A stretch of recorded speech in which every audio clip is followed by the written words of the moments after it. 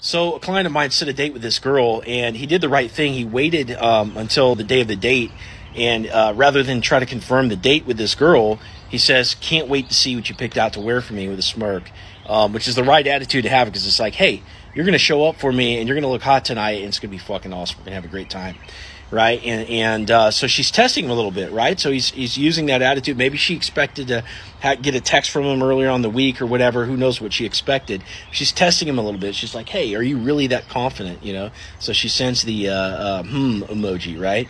And then she goes, well, and then she pulls back a little bit. She says, hey, I'm quite anxious about tonight.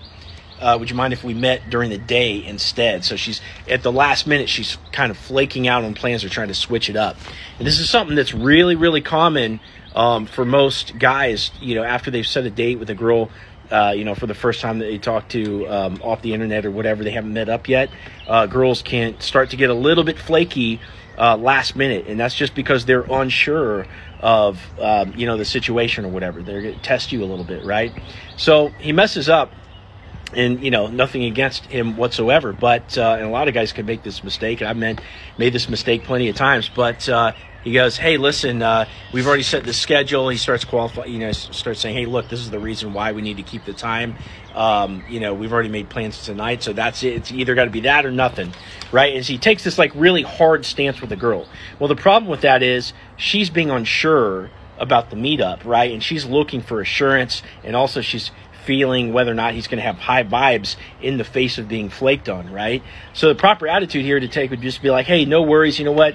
If you come out tonight, we're going to have a great time. Actually, I can't wait for you to try the caviar or whatever the fuck it's going to be, right? It's going to be really cool, but I'm really looking forward to seeing you, right? So that's the attitude that you want to take.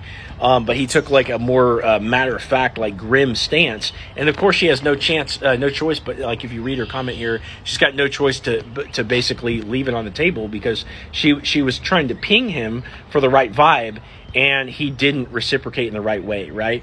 So, you know, and then he kind of, you know, responds. he's kind of digging himself a hole here. He says, sorry, not interested. You know, because the ego gets hurt when girls cancel last minute. It happens to everybody, right?